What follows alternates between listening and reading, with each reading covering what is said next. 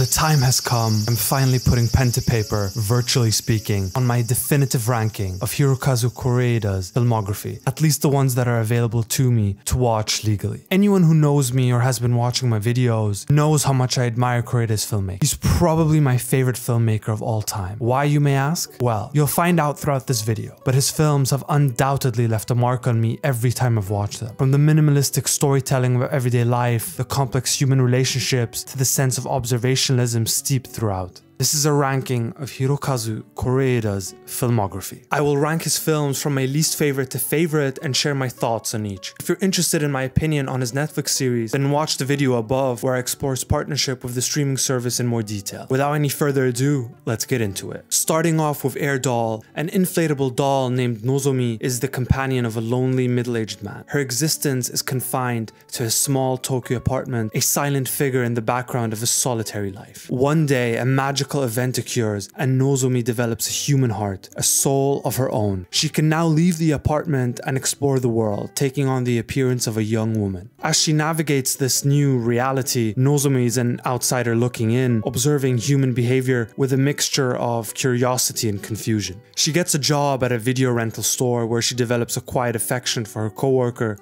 Junichi. Through her interactions, she begins to understand the complexities of human emotion, love, loneliness, sadness, and the painful nature of connection. The film serves as a poignant and melancholy allegory for modern urban alienation. Nozomi's journey from an empty vessel to being with a soul becomes a profound meditation on what it means to be alive. She learns that while having a heart brings the joy of connection, it also brings the immense pain of loss and the harsh reality of her own fragile existence. Her transformation from an inanimate object to a deeply feeling individual allows the film to explore themes of identity, humanity, and the inherent loneliness that can exist even in the most crowded of cities. As with all his films, they transcend time due to the topics they handle. In the case of Air Doll, the themes and weight of the film are even more prevalent now in today's social media dominated world where millions of people deal with loneliness and a lack of purpose in their life. The reason I ranked Air Doll so low personally is partly because of the predictability of the Pinocchio story trope and how it didn't resonate with me as much as some other more family-oriented films of Kore-eda's do. However, I always appreciate when Kore-eda incorporates some of the more supernatural elements into his films, which he has executed perfectly in another film later on in this list. In The Truth, the renowned French actress Fabienne prepares for the release of her tell-all memoir, an event that brings her estranged daughter Lumiere, a screenwriter, back to Paris from New York, and her husband and child. The reunion is fraught with tension as Lumiere reads her mother's book and finds it to be a romanticized and self-serving version of their family history. The film's drama unfolds in Fabienne's grand but aging Parisian home as Lumiere challenges her mother's narrative, buried resentments and unspoken feelings surface. The film reveals the complex relationship between the two women, shaped by Fabienne's career and her emotionally distant, often theatrical nature. Lumiere's father, a long-suffering and patient figure, acts as a buffer between them while also revealing his own quiet disappointments. Fabienne is also in the midst of shooting a new sci-fi film where she plays a daughter who never ages, while her mother is a star who remains youthful. This film within a film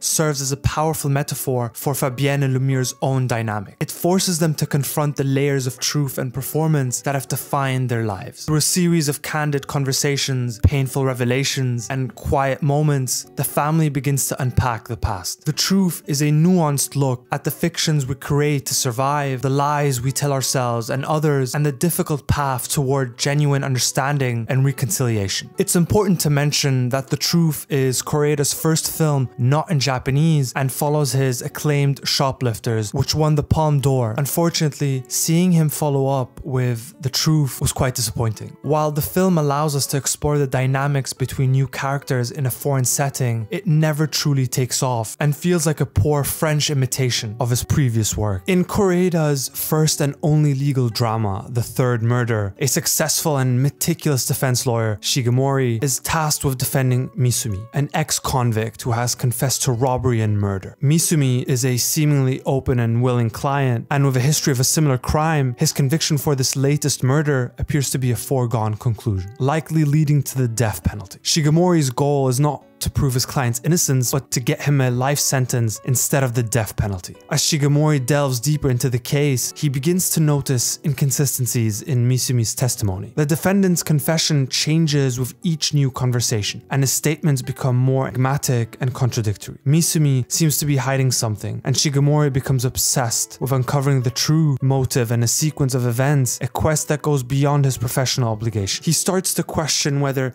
Misumi is truly guilty of the murder or if he is covering for someone else. The film focuses on the philosophical and moral questions that arise from the legal process. It explores the idea that in a courtroom, the truth is often less important than the narrative that can be successfully proven. The investigation leads to Shigemori to interview the victim's family, including his daughter, and the relationships and secrets that are uncovered begin to complicate the case in unexpected ways. The third murder is not a whodunit, it's more of a slow burning exploration of the nature of truth, justice, and the ambiguities that lie within the human heart. It challenges the audience to question what they believe, to see that in the pursuit of justice, the truth can be a difficult and elusive concept. For me, this film stands out in Kore-eda's body of work due to its significant departure from his usual themes. In terms of technical and visual aspects, The Third Murder is impressive, and the performances meet the high standards typical of a Kore-eda film. However, The Third Murder wouldn't come to mind if I had to list my favorite Kore-eda films. I Wish tells the story of two young brothers, Koichi and Ryunosuke, who have been separated by their parents' divorce. Koichi, the older brother, lives with his mother and grandparents in Kagoshima, a town overshadowed by a constantly active volcano that showers the city with ash. Ryunosuke, the younger, lives with their free-spirited musician father in the bustling city of Osaka. Koichi, longing for his family to be whole again, holds a steadfast belief that their family can be reunited. He learns of a local rumor. A new bullet train line is being built that will connect their two distant cities, and when the two trains pass each other for the very first time, a miracle will occur, granting wishes to those who witness it. He shares this magical theory with his younger brother, who is more content with his new life and has more pragmatic wishes, and together they hatch a plan. They gather a group of friends, each with their own unique wishes, from bringing a dead dog back to life to becoming a famous actress, and embark on a secret journey to the exact spot where the trains are set to meet. The film follows their adventure, capturing the beautiful, fleeting moments of childhood where hope and imagination are still powerful forces. As the children's journey unfolds, it becomes a poignant exploration of what it means to grow up, but also the lack of power that children face when things happen around their world. I Wish further cements Kore-eda's signature humanistic elements and gentle touch that only he can deliver at this level. In Broker, two men, Sang-hyun and Dong-so, run a secret and illegal business out of a church, Baby Box, a place where desperate mothers can anonymously leave their unwanted infants. While Sang-hyun is the charming paternal figure who runs a laundromat as a front, Dong-so, an orphan himself who works at the church, manages the logistics and deletes the surveillance footage of the babies being dropped off. Their goal, they claim, is to find good homes for these children, but their motivations are also driven by money. Their routine is disrupted when a young sex worker named So-young leaves her baby Woo-sung in the box. A short time later, she returns having had a change of heart. When she discovers the two men having taken her baby, she confronts them, but instead of calling the police, she decides to join their unconventional venture, hoping to ensure her son goes to a family that will truly love and care for him. What follows is a poignant and unexpectedly warm-hearted road trip.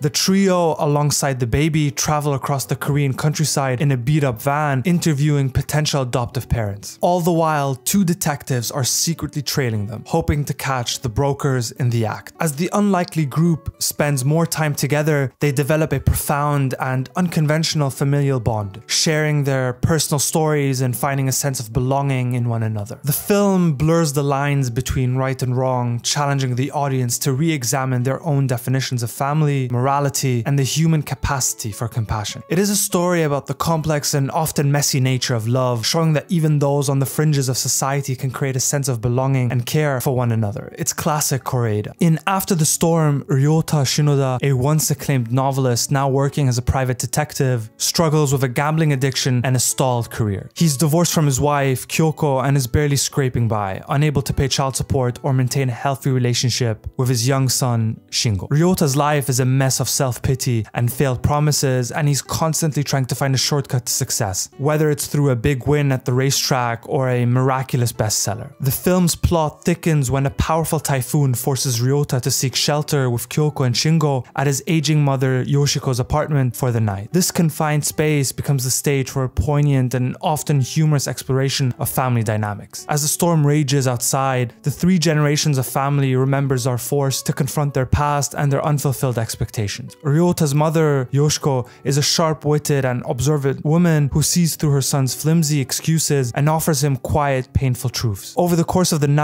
long-held resentments and quiet disappointments surface. Ryota attempts to reconnect with his son, but his efforts are awkward and often misguided. He and Ryoko revisit the reasons for their separation, revealing the deep-seated issues that led to the end of their marriage. After the Storm is a beautiful and realistic portrayal of how we navigate the gap between who we are and who we hope to be. It's a film about second chances, not of life, but of finding a way to live with the choices we've made and the people we love, even if they're imperfect. Whenever Kore-eda teams up with Hiroshi Abe and Kirin Kiki, you can almost be certain that you're in for an exceptional film. Their collaboration consistently strikes a chord with me. There are numerous similarities to Still Walking, the characters, and just like in Still Walking, the first scene featuring Ryota is also on a train. In Maboroshi, also known as Phantom Light, the film opens with a quiet yet powerful dream sequence of a young woman named Yumiko, watching her beloved grandmother walking away, never to return. This childhood memory foreshadows a profound loss that will define her adult life. Yumiko is now a happy young wife and mother living in Osaka. Her world is shattered when her husband unexpectedly commits suicide by walking in front of a train. The tragedy is made even more agonizing by the fact he showed no signs of distress, leaving Yumiko with a gnawing, unanswered question. Why? Her grief is not just sorrow, it's a consuming mystery that isolates her from the world. Years pass and Yumiko's family encourages her to move on. She accepts an arranged marriage to a kind widower who has a daughter and lives in a remote, peaceful fishing village. She and her son relocate and she attempts to build a new life, finding a measure of calm and contentment in the simple, rhythmic routines of her new home. The majestic, often harsh coastal landscape serves as a quiet mirror to her inner emotional state. However, the Maboroshi, the phantom light or illusion of her husband's death, continues to haunt her. The Maboroshi is a hauntingly beautiful film about enduring nature of grief and the human need to find meaning in inexplicable loss. It suggests that while we can't always find the answers we seek, we can find a way to live with the questions. If there's one film you decide to watch from this video, I hope it is Maboroshi. Although I didn't rank it higher on my list, I still admire and am amazed that this is Kore-eda's debut film. It's a movie so poetic, atmospheric, and sorrowful that it pains me that not enough people have seen it yet. In Our Little Sister, the film opens with the death of a father of three sisters, Sachi, Yoshino, and Chika. He had abandoned them and their mother many years prior, leaving the sisters to be raised by their grandmother in a beautiful traditional home in the city of Kamakura. The three sisters are now adults, each with their own distinct personality. Sachi is the responsible eldest, Yoshino is the rebellious and free-spirited middle child, and Chika is the cheerful and slightly eccentric youngest. When they travel to the countryside for their father's funeral, they discover they have a teenage half-sister they've never knew existed, Suzu, who is their father's child with his second wife. Suzu is a quiet, thoughtful girl who had been taking care of her sick father. The three sisters are immediately struck by Suzu's maturity and grace, and on a sudden impulse, Sachi invites Suzu to live with them in Kamakura. The film follows Suzu's transition into her new life. She is warmly welcomed into the family, and the four sisters begin to form a new, unconventional family unit. The house with its rambling garden and old furniture becomes a haven for their shared lives. They bond over simple, everyday pleasures, making their traditional plum wine and sharing late-night conversations. As Suzu adjusts, she also navigates the complex emotional landscape of her new family. The sisters grapple with the lingering pain of their father's abandonment and their resentment toward his second wife. Suzu, on the other hand, is a living reminder of their painful past, but her presence also forces them to confront and heal old wounds. The film is less about a dramatic plot and more about the delicate and special moments of life, the changing seasons and the small gestures of love and the quiet beauty of sisterhood. It's a gentle and moving exploration of how family can be redefined and how love and forgiveness can grow in the most unexpected ways. Our Little Sister is vintage Kore-eda. It's one of the essential pieces in his filmography that is timeless due to his ability to create a compelling story from everyday life. In Like Father, Like Son, the successful and meticulous architect Ryota Nonomiya lives a perfect, orderly life with his wife Miruri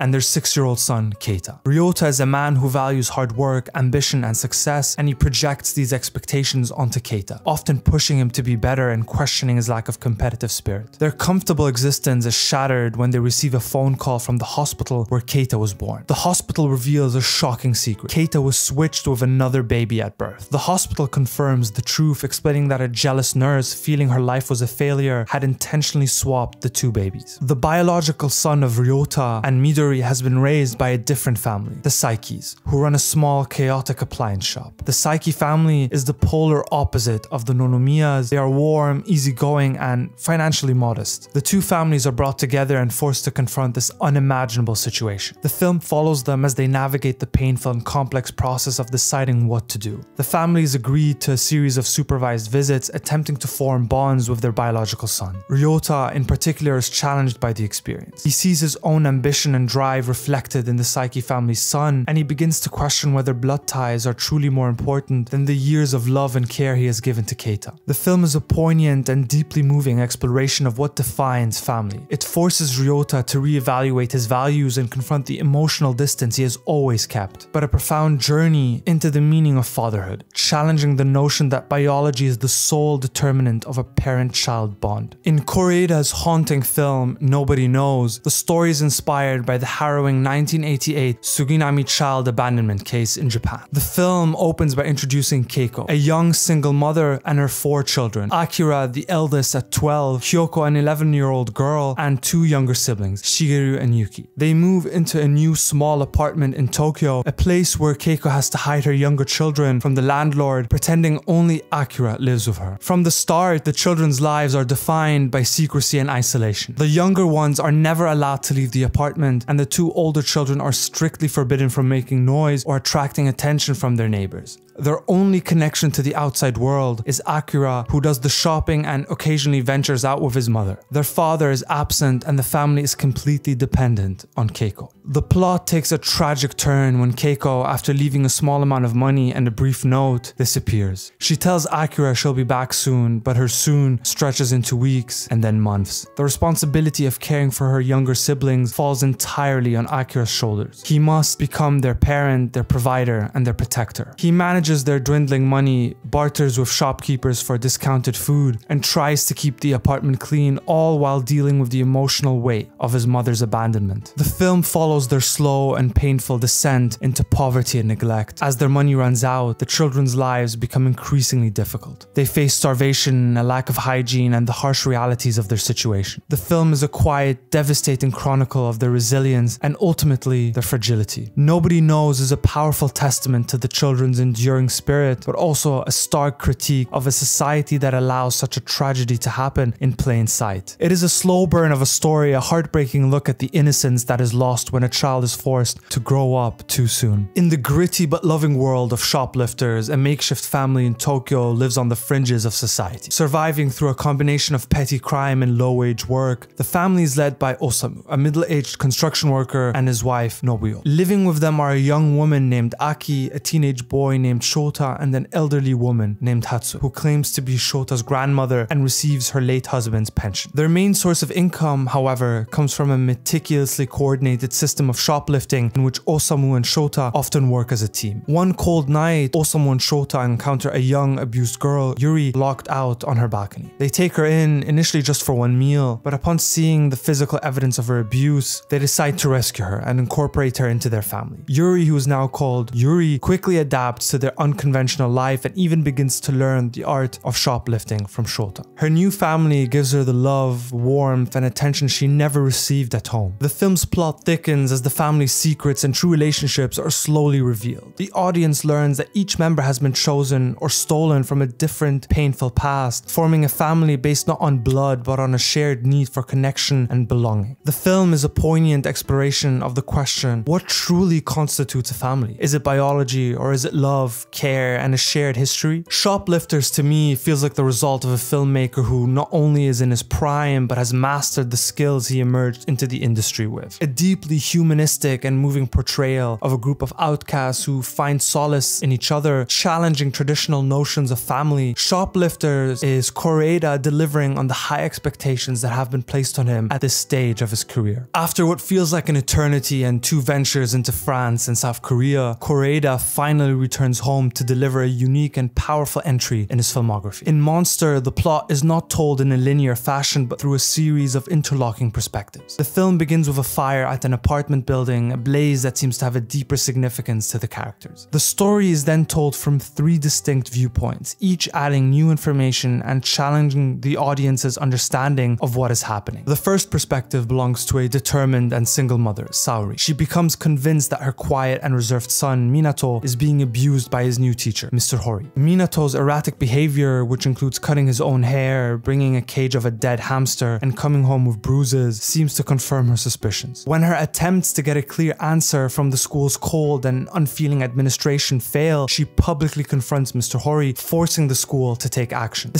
second part of the film is told from the perspective of Mr. Hori. He is initially portrayed as a cold and possibly abusive figure, but his story reveals a different picture. We learn about his own struggles at the school and his attempts to reconnect with his students. The monster of the title is not who Saori believes it is to be. Instead, we learn that the source of Minato's pain is not Mr. Hori, but a bullying classmate. Mr. Hori himself is a victim of a system that fails to protect its teachers and students. The final act of the film shifts to Minato's perspective, finally revealing the full, heartbreaking truth. The monster is not his teacher, but a series of misunderstandings and the painful silent struggle of 2 boys, Minato and his friend Yori, to find acceptance. Their shared secret creates a bond that is both beautiful and tragic, a friendship that is misunderstood by the adults around them who see only what they want to see. The film is a powerful and poignant look at the dangers of making quick judgments and how a lack of communication can lead to devastating consequences. I was utterly amazed by Monster when I first saw it. The film not only boasts stunning visuals and a plethora of unforgettable scenes, but it also offers a refreshing departure from Kore-eda's typical subjects and themes. Considering the outcome of the 3rd murder, I am pleased that he's successfully made another distinctive project in his filmography. Additionally, the 2 young actors portraying Minato and Yori give an outstanding performance, further showcasing Kore-eda's talent for discovering and nurturing young talent in the industry. In Kore-eda's Afterlife, the story is set in a purgatorial way station, a modest rundown building where recently deceased souls spend 1 week. The place is staffed by a group of compassionate guides who act as celestial social workers. These guides' job is to help the souls, each arriving in a state of confusion and disorientation, choose a single most cherished memory from their entire life. The central premise is that at the end of the week, the chosen memory will be recreated by the staff in a small studio, and once the soul watches it, they will pass on into eternity with that memory as their only possession their entire being. The remaining memories and experiences from their lives will simply fade away. The film follows a particular group of new arrivals over the course of their week, showing their individual struggles to choose one defining moment from their lives. Among the new arrivals is a young man who died alone in his apartment, a woman who is unable to recall a single happy moment, and an elderly man who seems to have lived a full and happy life, but whose perfect memory is surprisingly simple and mundane. The film also focuses on one of the guides, Takashi, who is grappling with his own inability to choose a memory from his own transition into eternity. The guides themselves are souls who have been unable to make their own choice, and they are tasked with helping others until they can finally make their own decision. The film's quiet, documentary-style approach blends interviews with deceased and behind-the-scenes footage of the staff as they painstakingly recreate the chosen memories. They use simple props, lighting, and sound effects to bring the memories to life, from the feeling of a cold breeze on a park bench to the scent of a loved one's cooking. Afterlife is a profound and moving meditation on the meaning of human life, suggesting that our own existence is not defined by our greatest accomplishments, but by the small, precious moments of joy, connection, and love that we carry with us. Still Walking has to be, without a shadow of a doubt, my favorite Kore-eda film. It doesn't matter how many times I watch it, I'm always in awe of this masterpiece. It perfectly encapsulates what I love about Japanese cinema and this particular fragment